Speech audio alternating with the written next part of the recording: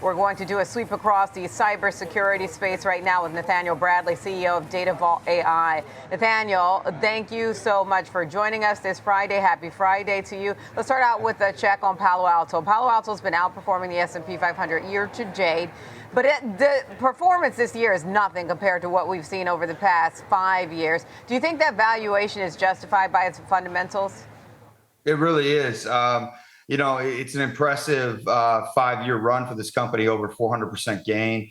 If you bought it 5 years ago, the thing with Palo Alto, I think they've got great management. They have, a hot sector, a sector that's going to continue to grow. They pointed out the use of generative AI, 800% increase last period.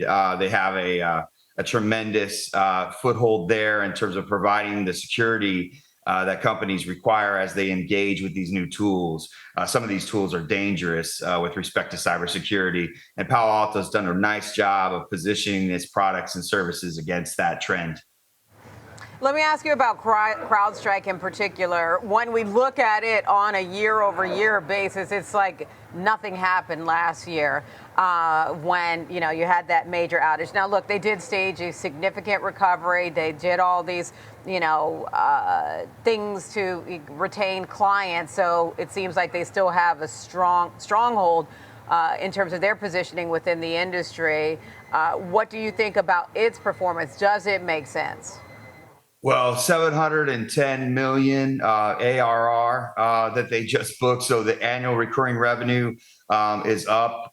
They have a 97 percentile retention rate within their clientele. So that combination makes CrowdStrike, to me, one of the strongest plays in the space. Exceptional management here. They have a product line that, as you mentioned, suffered a pretty big step backward last year, but they've done a great job of recovering from that. And quite honestly, these companies are in the target space for the bad actors and those that they work against it constantly.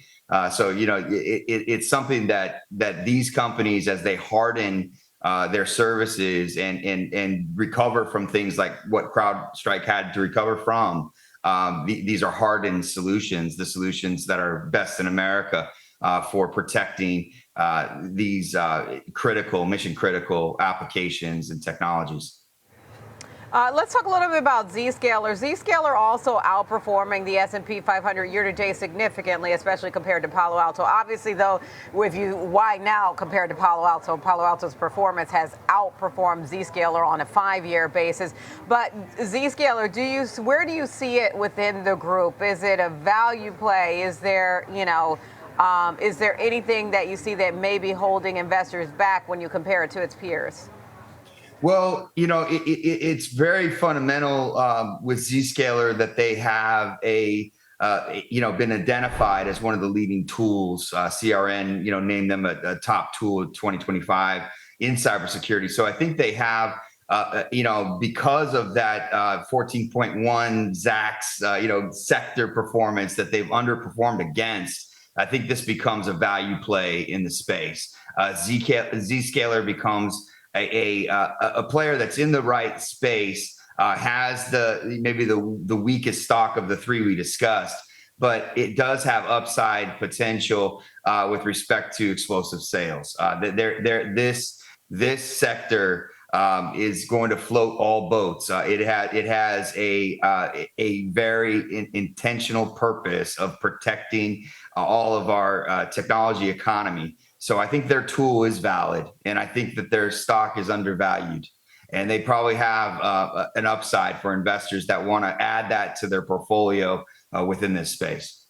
How should enterprises and cybersecurity firms rethink their risk models with regard to the proliferation of Gen AI? Well, these are dangerous tools, and they're so powerful and enticing because they save time and they save money, and they have the ultimate carrot out there.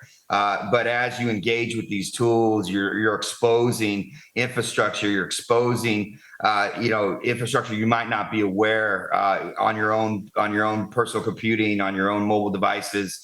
As you engage with these tools, you're being followed. The information that's being obtained on you might be quite startling if you actually saw what these tools are generating in terms of the data behind them.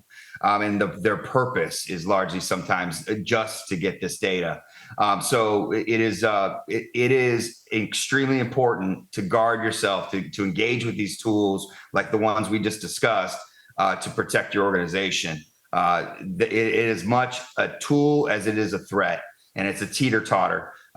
Management must look at these tools as necessary in the insurance policies of the future. They also need to be cognizant of how these tools are being used within their organization and how they're protecting employees and their infrastructure.